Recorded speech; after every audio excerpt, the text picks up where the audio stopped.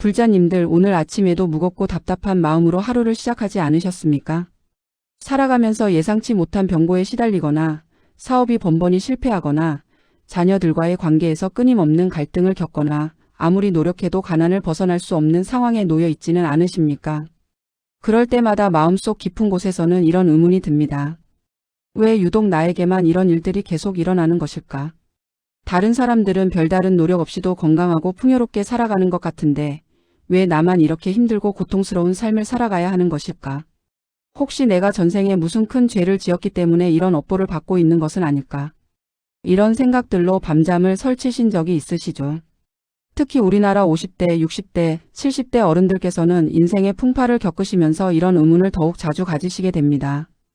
자식 농사가 뜻대로 되지 않을 때, 평생 모은 재산을 잃게 될 때, 갑작스러운 질병으로 고생할 때 그 모든 것이 과연 전생의 업보 때문인지 궁금해하시죠.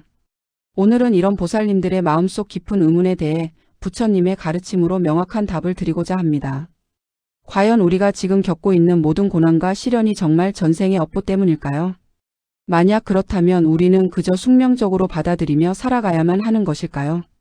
아니면 이 고난을 극복하고 변화시킬 수 있는 방법이 있을까요? 부처님께서는 이에 대해 매우 명확하고도 지혜로운 답을 주셨습니다. 오늘 이 시간을 통해 업보에 대한 올바른 이해와 함께 현재의 고난을 지혜롭게 받아들이고 변화시킬 수 있는 4가지 소중한 가르침을 나누고자 합니다. 이 가르침들을 통해 보살님들께서 업보에 대한 두려움에서 벗어나시고 오히려 이를 성장과 해탈의 기회로 만들어 나가실 수 있기를 간절히 바랍니다. 그럼 지금부터 함께 부처님의 지혜 속으로 들어가 보겠습니다. 첫 번째로 말씀드릴 것은 업보에 대한 올바른 이해입니다. 많은 분들이 업보를 단순히 벌이나 저주처럼 생각하시는데 이는 부처님의 본래 가르침과는 거리가 멀습니다. 법화경에서 부처님께서는 이렇게 말씀하셨습니다. 업은 인과의 법칙이며 모든 중생이 스스로 지은 행위의 결과이다. 그러나 이는 벌이 아니라 깨달음을 위한 가르침이다. 이 말씀의 깊은 뜻을 살펴보면 업보는 결코 우리를 괴롭히기 위해 존재하는 것이 아니라는 것을 알 수 있습니다. 오히려 우리가 진정한 해탈과 깨달음에 이르기 위한 소중한 학습 과정이라는 뜻입니다. 예를 들어 지금 건강상의 문제로 고생하고 계신 분이 있다고 합시다. 많은 사람들이 이것은 전생의 생명을 함부로 다뤘기 때문이야 라고 단순하게 생각합니다. 하지만 부처님의 가르침에 따르면 이 질병은 단순히 과거의 죄에 대한 벌이 아니라 지금 이 순간 우리가 생명의 소중함을 깨닫고 자신과 타인에 대한 자비심을 기를 수 있는 기회라는 것입니다. 실제로 많은 분들이 큰 병을 앓고 난 후에 삶에 대한 관점이 완전히 바뀌시죠. 건강할 때는 당연하게 생각했던 것들에 감사하게 되고 가족의 소중함을 더욱 깊이 느끼게 되고 다른 사람들의 고통에 공감할 수 있게 됩니다. 이것이 바로 업보의 진정한 의미입니다. 과거의 행위가 현재의 상황을 만들었지만 그 상황을 통해 우리는 더 나은 사람으로 성장할 수 있는 것입니다. 또한 부처님께서는 화엄경에서 일체 중생은 모두 부처가 될 수 있는 불성을 가지고 있다고 말씀하셨습니다. 이는 아무리 무거운 업보를 가지고 있더라도 우리 안에는 그것을 극복하고 해탈에 이를 수 있는 힘이 이미 있다는 뜻입니다. 따라서 현재의 고난을 단순히 숙명으로 받아들일 필요가 없습니다. 오히려 이를 통해 우리 내면의 부처님을 찾아가는 소중한 여정으로 받아들여야 합니다. 구체적인 실천 방법을 말씀드리면 매일 아침 일어나셔서 현재 겪고 있는 어려움에 대해 이렇게 마음을 정리해 보시기 바랍니다.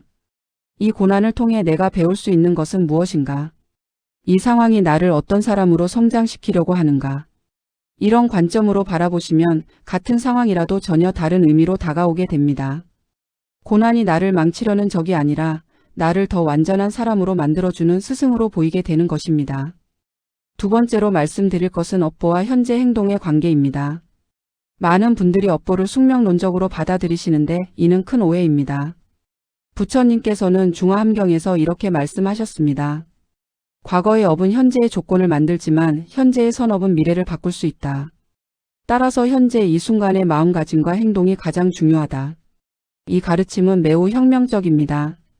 우리가 과거에 어떤 업을 지었든 상관없이 지금 이 순간부터 좋은 생각을 하고 선한 행동을 한다면 미래는 얼마든지 바뀔 수 있다는 것입니다.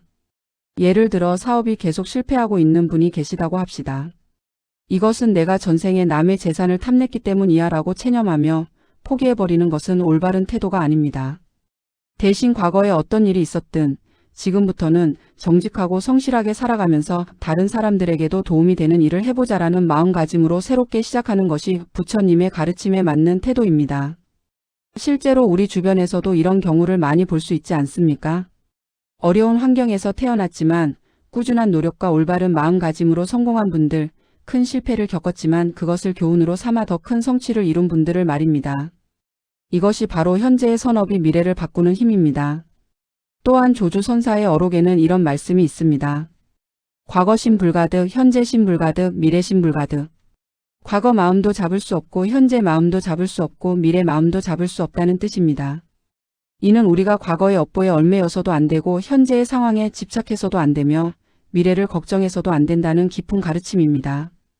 오직 지금 이 순간 바른 마음으로 바른 행동을 하는 것이 가장 중요하다는 것입니다.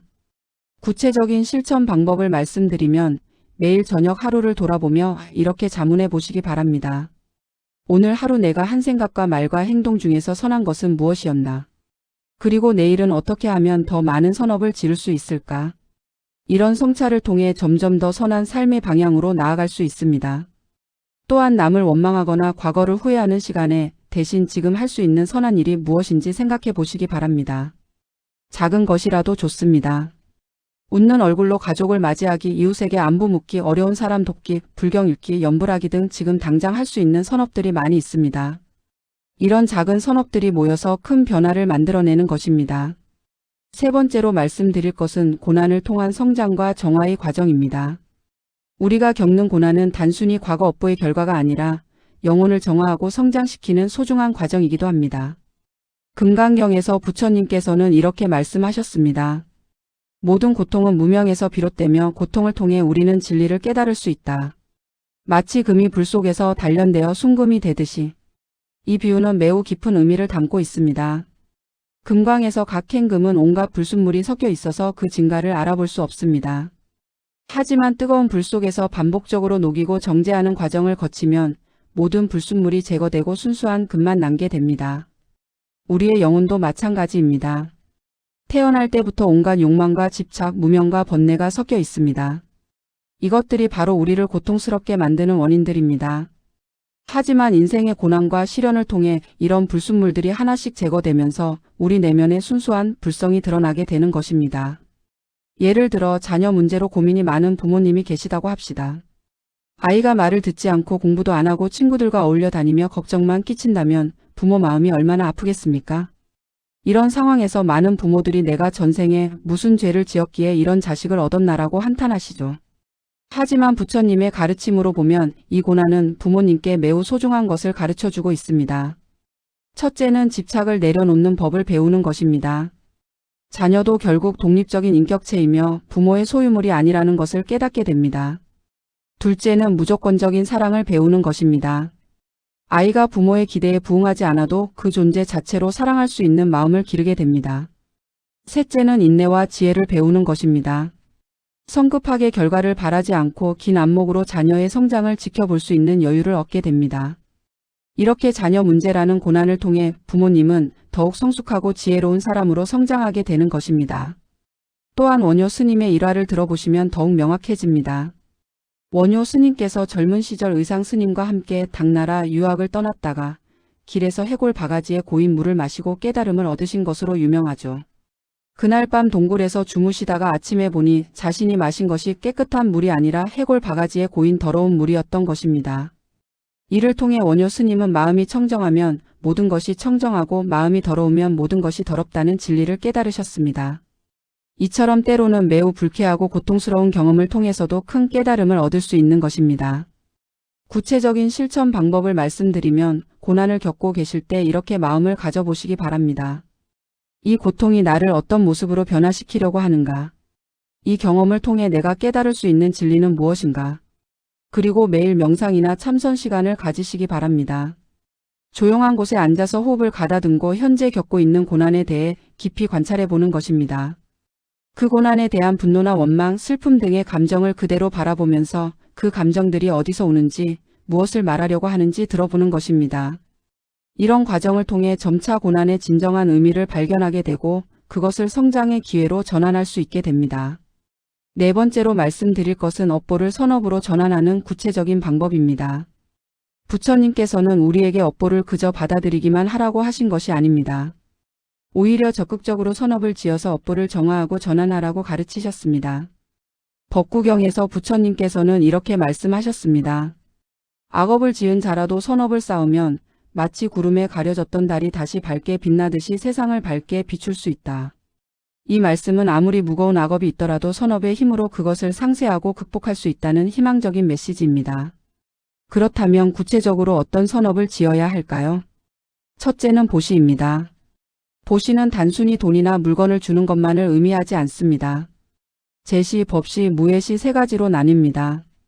제시는 물질적인 도움을 주는 것이고 법시는 좋은 가르침이나 지혜를 나누는 것이고 무예시는 두려움에 떨고 있는 사람에게 용기와 위안을 주는 것입니다. 예를 들어 경제적으로 여유가 없으신 분이라도 얼마든지 보시를 실천할 수 있습니다.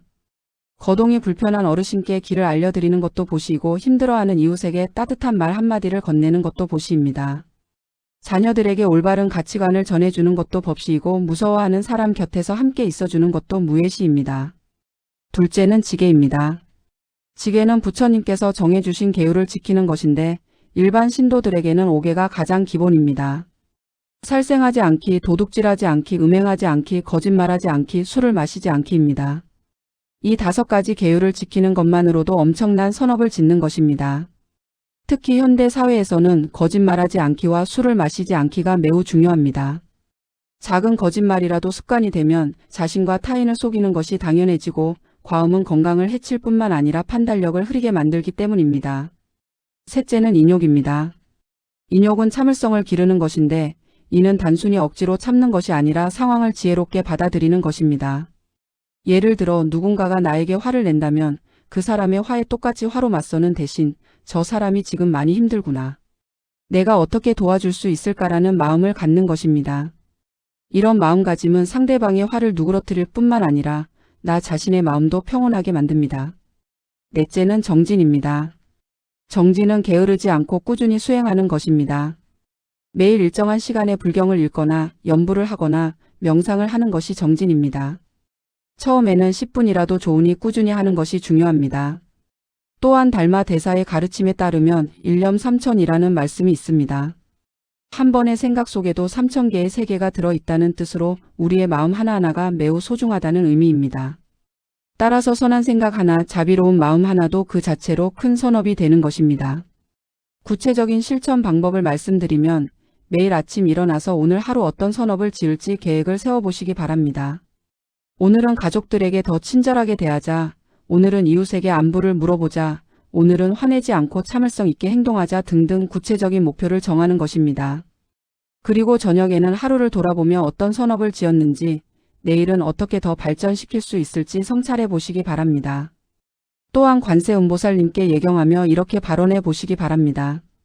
나무 관세음보살. 저의 과거 업보를 참회하며 앞으로는 모든 중생을 위한 선업만을 짓겠습니다. 제가 지은 모든 공덕을 일체 중생과 함께 나누어 모두가 고통에서 벗어나 행복하기를 원합니다.